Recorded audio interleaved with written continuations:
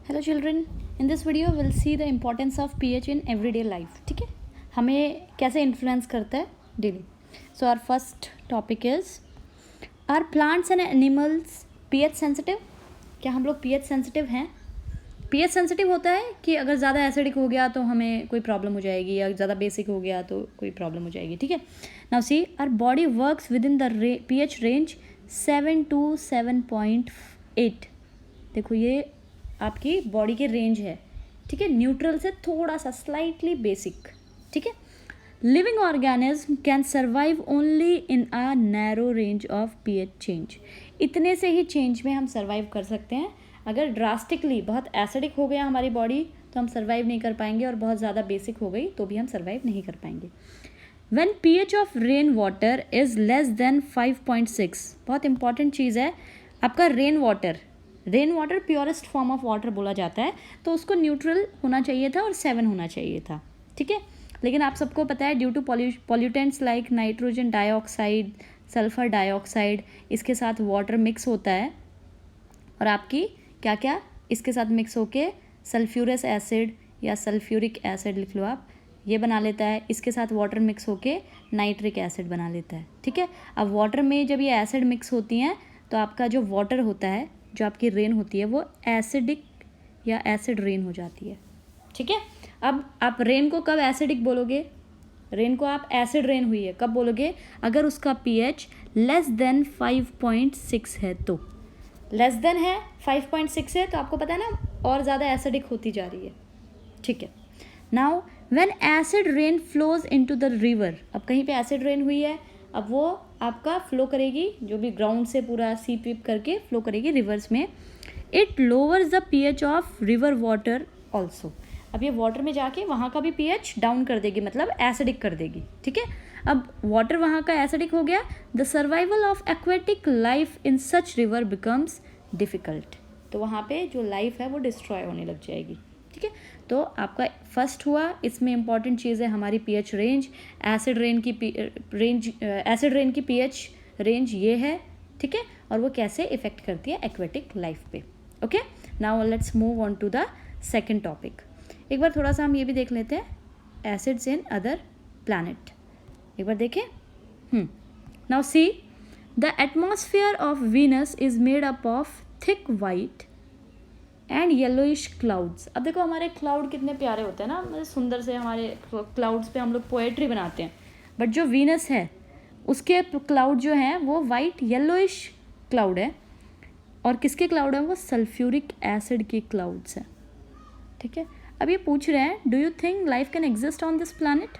और आप सबको पता है the answer is no. Now what is the pH of the soil in your backyard? अब देखो जो हमारी सॉइल है, अब उसका पीएच हम कैसे चेक करें? अगर आप लिटमस पेपर उसके ऊपर रखेंगे तो आपको कुछ चेंज नहीं मिलेगा, है ना, क्योंकि सॉलिड हो गए दोनों चीज़. तो पीएच चेंज करने के लिए हम क्या करते हैं? हम सॉइल लेते हैं, मैं आपको एग्जैक्ट अमाउंट एक बार बताती हूँ. हम लोग लेते हैं 2 ग्राम ऑफ सॉइल और उसको 5 ml वाटर में हम डिज़ोल्व करते हैं. ठीक है, ये आपने डिज़ोल्व की, आपको पता है सॉइल डिज़ोल्व होगी नहीं, पर सॉइल में जो भी सॉल्ट है वो वाटर में डिज़ोल्व हो जाएंगे. इसको फिल्टर करेंगे. अब जो ये आपको वाटर मिलेगा इसको आप टेस्ट करेंगे, और वो जो स्ट्रिप से आपके लिटमस पेपर से टेस्ट करेंगे और आपको पता चल जाएगा वो एसिडिक है या बेसिक है.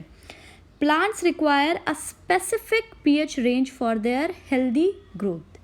To find out the pH required for the healthy growth of plant, you can collect the soil from various places. और फिर आप चेक कर सकते हैं पीएच कैसे? ऐसे 5 ml वाटर में आप मिक्स कर सकते हैं 2 ग्राम सॉइल, और फिर उसको फिल्टर करके जो वाटर होगा उसको आप चेक कर लें. Also you can note down which plants are growing in the region from which you have collected the soil. और फिर आप टेस्ट कर सकते हैं कि आपके स्कूल की सॉइल का पीएच ये था, आपके गार्डन की सॉइल का पीएच ये था, आप कहीं पे अगर घूमने गए हैं वहाँ की सॉइल का पीएच वो है, और फिर आप वहाँ पे कैसे फ्लोरा फोना है हम लोग ये सब देख सकते हैं. ठीक है, it's a general question. Okay, now let's move to the second one. I hope ये आप सबको पता होगा, इसके बारे में हमें बहुत कुछ आता है because it is related to us. PH in our digestive system. आप लोगों ने बायो में डाइजेस्टिव सिस्टम कर चुके हो आप लोग, और आप सबको पता है हमारा स्टमक एसिड प्रोड्यूस करता है, बिकॉज जो आपका जो आपका पेप्सिन है वो एसिडिक मीडियम में ही वर्क करता है। Okay, it is very interesting to note that our stomach produce hydrochloric acid, है ना, और ये हमें बात पता है क्यों करता है, हमारे स्टमक को क्यों ज़रूरत पड़ी। It helps in digestion of food without harming the stomach. अब देखो आपका जो पेप्सिन है, पेप्सिन जो है वो एक्टिवेट होता ही एसिडिक मीडियम में है, तो इसलिए आपका पेप्सिन को फैसिलिटेट करने के लिए, ताकि वो आपके प्रोटीन्स को डाइजेस्ट कर सके, आपका स्टमक जो है हाइड्रोक्लोरिक एसिड प्रोड्यूस करता है। और यहाँ पे लिख रहे हैं विदाउट हार्मिंग द स्टमक, आप सबको पता है यहाँ पे आपका जो हीरो है वो है म्यूकस, जो कि आपकी स्टमक की वॉल को प्रोटेक्ट करता है। अब देखो ड्यूरिंग इनडाइजेशन, जब आपका डाइजेशन अच्छी तरह नहीं हो रहा है, या तो ये ओवर ईटिंग की वजह से, या हम लोगों ने कुछ गलत खा लिया, ये 2-3 रीज़न होते हैं जिसकी वजह से, या एज फैक्टर भी होता है।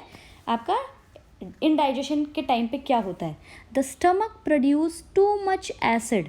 अब जब आपका इनडाइजेशन, या तो आपने ओवर ईटिंग कर ली है या कुछ गलत खा लिया है, तो हमारा स्टमक है वो ज़्यादा एसिड प्रोड्यूस करता है, and this causes pain and irritation, और हमें अनकम्फर्टेबल लगने लग जाता है। ठीक है, to get rid of this pain, जैसे हम नॉर्मली एसिडिटी कहते हैं कि भाई हमने देखा है जो ओल्ड एज में लोगों को एसिडिटी हो जाती है ना, तो वो लोग बहुत परेशान रहते हैं इस चीज़ से। So to get rid of this pain people use bases. अब आप सबको पता है एसिड ज़्यादा हो गई है, तो इसको डिस्ट्रॉय करने के लिए हमारे पास एक बहुत बड़ा हीरो है, वो है बेस। अब हमें ये भी पता है कि बेस आपके वीक बेस, स्ट्रॉन्ग बेस होते हैं, बेस भी हमारे लिए हार्मफुल होते हैं, है ना, वो भी हमारे बॉडी के साथ रिएक्ट कर सकते हैं। तो हम एक बहुत ही अच्छा बेस लेते हैं जो हमारी बॉडी को सूट करे, और उस ऐसे बेसिस को जो एसिड को किल करते हैं हमारी बॉडी में, उनको बोलते हैं एंटी एसिड। एंटी एसिड मतलब एंटी एसिड, एसिड का जो एंटी हो, और हमें पता है एसिड का एंटी कौन होता है, बेस। ठीक है, one such remedy must have been suggested by you at the beginning of this chapter. जो हमने स्टार्टिंग में इंट्रोडक्शन देखा था उसमें एक क्वेश्चन था, दीज एंटी एसिड क्या करते हैं, ये न्यूट्रलाइजेज द एक्सेस एसिड। अब हमारी बॉडी के पास जो हमारी बॉडी ने ये ओवर ईटिंग की वजह से टू मच एसिड प्रोड्यूस की थी, उसको न्यूट्रलाइज करते हैं। ठीक है, अब हमारे पास इसका एक एग्जाम्पल कौन है, मैग्नीशियम हाइड्रोक्साइड। मैग्नीशियम हाइड्रोक्साइड, जिसको हम मिल्क ऑफ मैग्नीसिया भी बोलते हैं, आपका एंटी एसिड का एग्जाम्पल है। ठीक है, हार्मफुल नहीं है क्योंकि ये एक माइल्ड बेस है।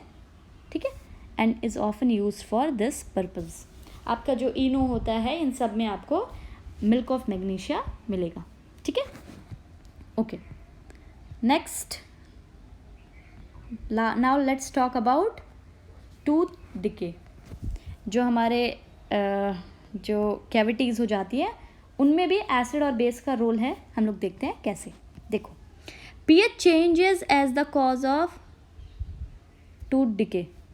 ठीक है, अब देखो क्या होता है, जो tooth decay starts when the pH of the mouth is lower than 5.5। अब हमारे जैसे ही हमारे माउथ का पीएच इससे कम होगा, मतलब एसिडिक की तरफ बढ़ेगा, तो हमारा टूथ डिके होना स्टार्ट हो जाएगा।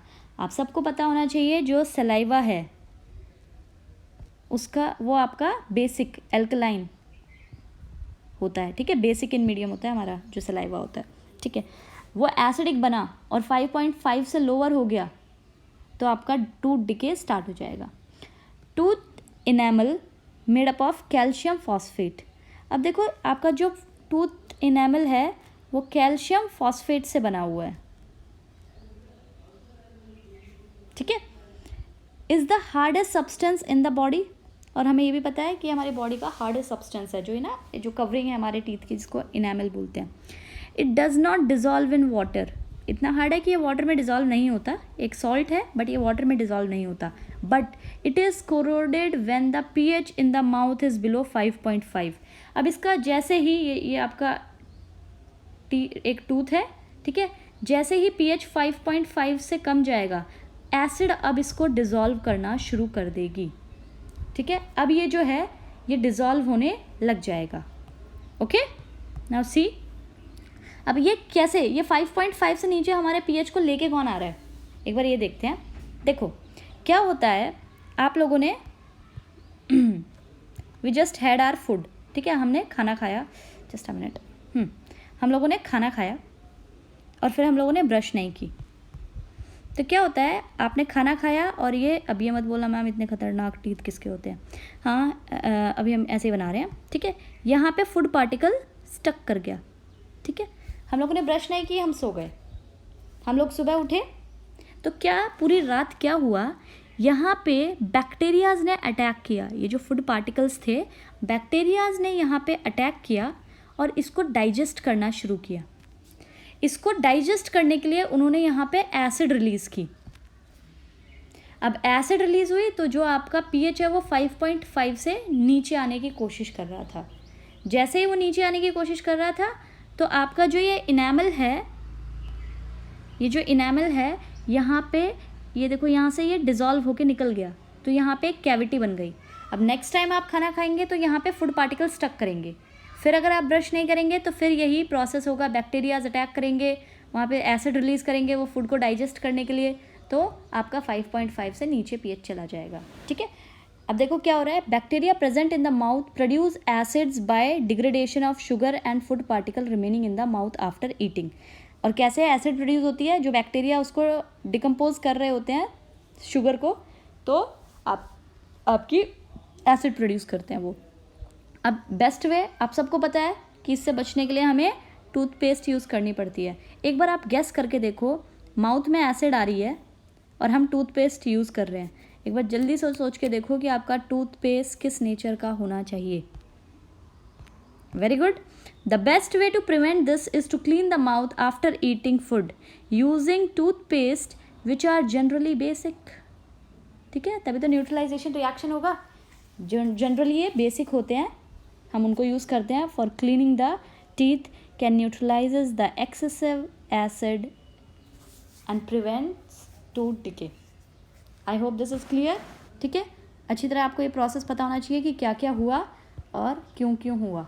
Okay, now let's move to our next question, that is next pH sensitive thing, that is self defense by animal and plants through chemical warfare।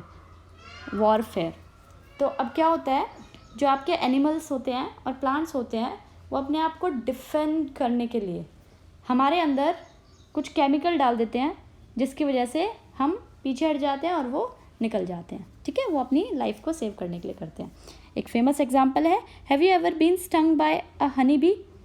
और अगर आपको कभी हनी बी ने कट किया है, तो आपको स्टिंग किया है, तो आपको पता होगा कि कितना इंटेंस दर्द होता है, ठीक है। अब देखो हनी बी क्या करता है एक्चुअल में, वो जब आपको स्टिंग कर रहा है तो वो आपके अंदर एक एसिड इजेक्ट करके जा रहा है which cause pain and irritation, ठीक है। वो अपने आप को प्रोटेक्ट करने के लिए, उसे लगता है कि हमने उस पर अटैक किया है, अपने आप को वो प्रोटेक्ट करने के लिए एक एसिड हमारे अंदर इजेक्ट करके जाता है। अब एसिड इजेक्ट करके गया है तो उसको ट्रीट करने के लिए, पेन को थोड़ा सा कम करने के लिए हमें क्या चाहिए, very good, mild base use करते हैं, जैसे कि बेकिंग सोडा। बेकिंग सोडा का आपका फार्मूला है sodium bicarbonate is baking soda, ठीक है, जो आगे हम पढ़ेंगे। अब क्या करते हैं, use of mild base like baking soda on the stung area gives relief, ठीक है। अब देखो, stinging hair of nettle leaves inject methanoic acid causing burning pain. अब जो ये आपका ये निटल लीफ होती है, अगर वो आपको टच हो जाए तो वो आपके अंदर मिथेनोइक एसिड डालती है, ठीक है, और इसकी वजह से हमको बहुत ज़्यादा पेन होता है। तो अगेन हम लोग बेकिंग सोडा या कोई और माइल्ड बेस यूज़ करते हैं। Okay, I hope this is clear. Here this honey bee और आपका निटल लीफ, ये दोनों ही हमें कौन सी एसिड इंजेक्ट करते हैं, मिथेनोइक एसिड, ठीक है। और आप सबको पता है मिथेनोइक एसिड का दूसरा नाम फॉर्मिक एसिड भी है, ठीक है। तो फॉर्मिक एसिड चाहे वो निटल लीफ से आए या वो हनी बी से आए, वो आपको पेन करती है और हम एक mild base baking soda use करते हैं to neutralise that acid. Will continue in the next class.